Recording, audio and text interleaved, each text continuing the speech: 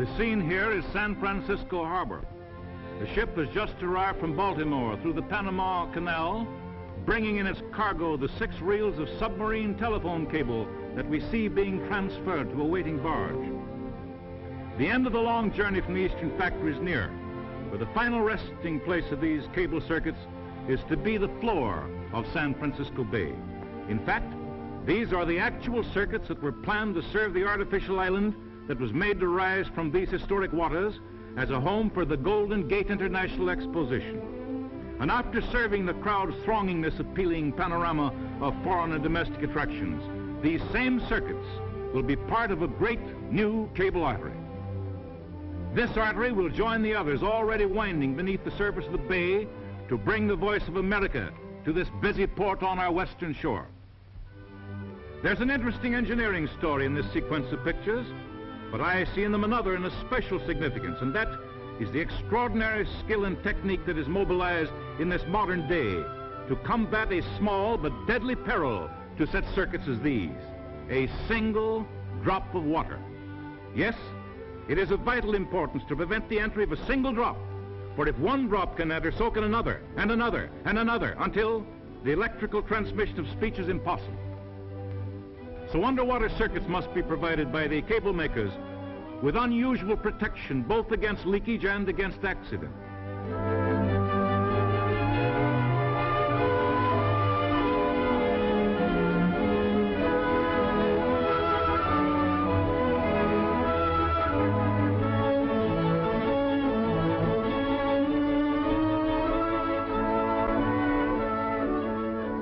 The camera's lens gives us a close look at this protection as it pictures 2 cable lengths being spliced together.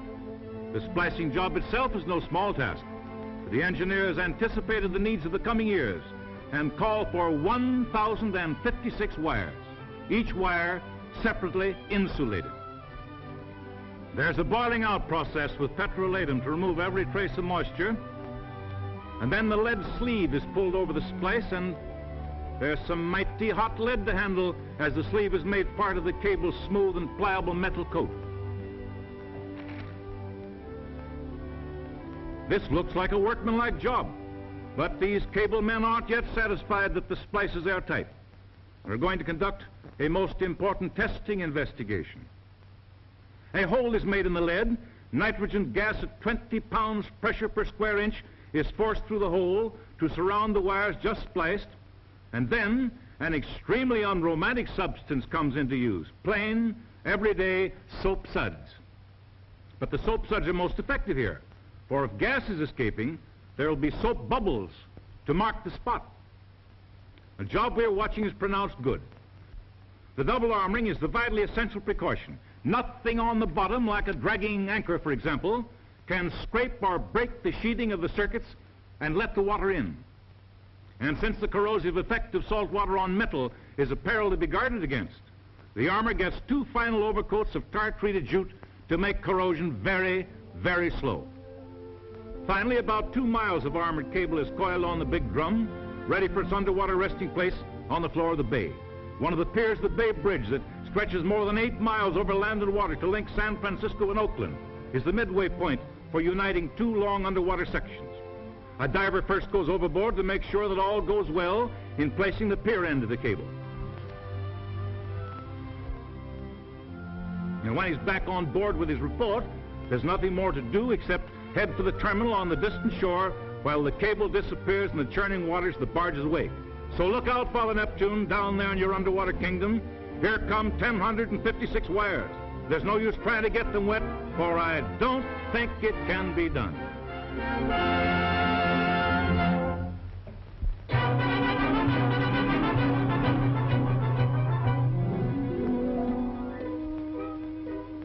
Pictured here is a telephone truck parked in the field.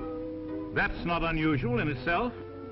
But here's an activity that does seem a bit out of the ordinary. Can it be that we're seeing the sections of an oversized fishing pole being joined together? Yes, that's just what it is, an oversized fishing pole. But not of the kind popularized by that famous old angler Isaac Walton. This particular pole is in reality a radio antenna that will fish telephone messages out of the air, and it will also cast them into the air. What we are watching is a routine test of a portable transmitting and receiving radio unit that makes it possible to combine radio and wire telephony for communication purposes.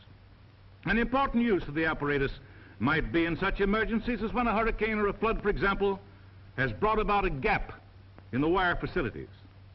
Since communication at such times is all important, the engineers set out to develop this radio bridge which will span the gap while the wire lines are being restored.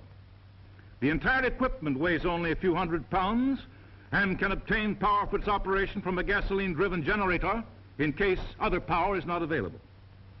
There is a combined radio transmitter and receiver of special design that needs only simple adjustments to be ready for service. A third unit for switching and general control completes the compact and portable outfit. In a few minutes after reaching a locality where service has been interrupted, the antenna is in place and connections made with the telephone wires at the point of the break.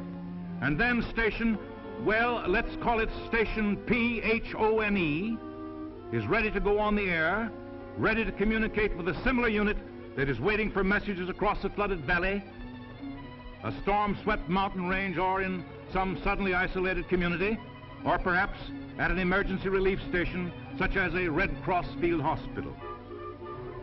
The usefulness of portable emergency equipment was abundantly demonstrated in the New England hurricane of 1938.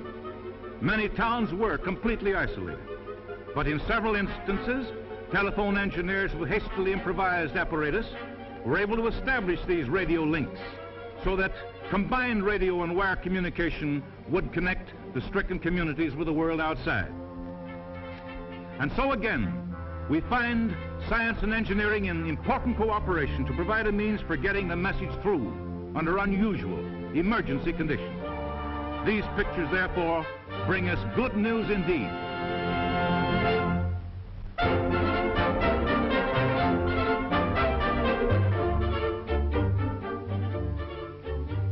Here are scenes reminding us again that the place to learn about the interests of a people is where they gather in large and revealing numbers.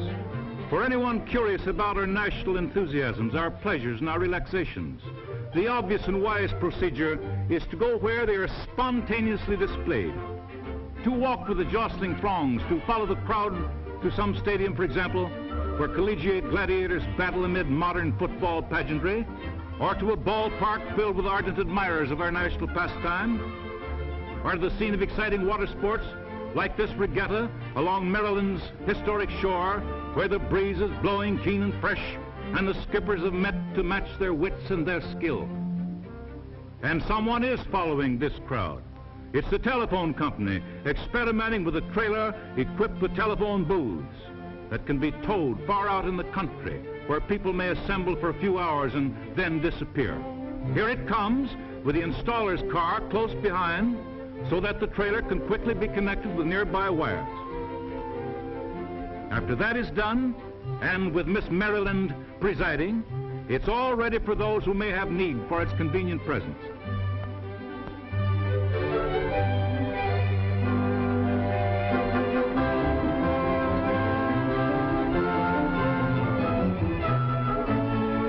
As for the great groups of our population to whom agriculture is life's major adventure, there's no better place to become acquainted with them than the fairs which attract thousands from both countryside and town. And since in talkative America, means of communication are essential for such gatherings, some portable telephones in a trailer such as we see here being made ready for an Ohio fair may prove to be just what the visitors require. At any rate, the idea is getting a test in the best of all laboratories, that of actual use. Only a half hour's work is needed to get the wires up. Then, the trailer is an integral part of the country's telephone system, and Miss Ohio can put through calls just as though from a railroad station or hotel. So here's one more modern note in a scene that inevitably changes with the years. But the carnival spirit still surrounds it, that alluring call that generations have heard and welcomed, that intriguing, inviting summons, "Hi-ho, come to the fair." Let us be glad that these blithe and lively institutions still offer the traditional and fascinating blend of information, entertainment, amusement, adventure. Who would alter the pleasant panorama that promises to careworn age or carefree youth so much of surprise and novelty and fun? What more congenial place for horse lovers than the grandstand where they can thrill to the sight of beautiful runners as they round the track in the poetry of a thrilling race? Of course, there are serious and enlightening exhibits to show important developments in agriculture. But important developments in merry-go-rounds need investigation too, with sideshows to spice the dish.